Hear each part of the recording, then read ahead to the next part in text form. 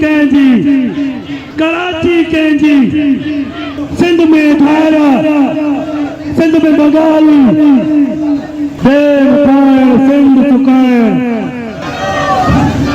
शहदाद कोट में सिंध तरक्की पसंद पार्टी पारां सिंधु दरिया ते डैमन जी अदावत ऐं धारियनि खे सुञाणप कार्ड जारी करण वारी सिंध दुश्मन ऐलाननि ख़िलाफ़ एहतजाजी रैली कढी धरणो खयो वियो। एसडीपी कारकुन हयात तुनियो, शबीर मक्सी, इमदाद सूमरो, गुलाम अली मक्सी, जाहिद मक्सी, दाद मोहम्मद खंड, रशीद मक्सी, आफ़ताब सूमरो, फारूक सूमरो, इमरान खुश्क ऐं ॿियनि जी अॻवानी में सब्जी मंडी खां एहतजाजी रैली कढी शहर जे मुख़्तलिफ़ रस्तनि जी गश्त बाद कोटू मोटू चौक ते पहुची धरणो खयो। धरणे सबबि सिंध ऐं बलूचिस्तान जी मुख़्तलिफ़ शहरनि ॾांहुं ईंदड़ वेंदड़ ट्रैफ़िक मुअत्तल थी वई। इन मौक़े ते अॻवान ख़िताब कंदे चयो त हुकुमराननि सिंध खे सुकाइण लाइ सिंधु दरिया ते डैम ठाहे रहिया आहिनि। सिंध अॻु में ई ॾुकार वारी सूरतहाल खे मुंहुं ॾेई रही आहे। हज़ारे एकड़ ज़मीन समुंड गड़काए चुको आहे, जॾहिं त ॿिए पासे ज़िले कंबर, शहदाद कोट, कुबो सईद खान, वारहा तालुकुनि जे इलाइक़नि में पिणु सख़्तु ॾुकार आहे, जंहिं करे माण्हू लॾ पलाण करे रहिया आहिनि। इन चयो त हू सिंधु दरिया ते को बि डैम क़बूल न कंदा। सिंध में लखें धारिया रहनि पिया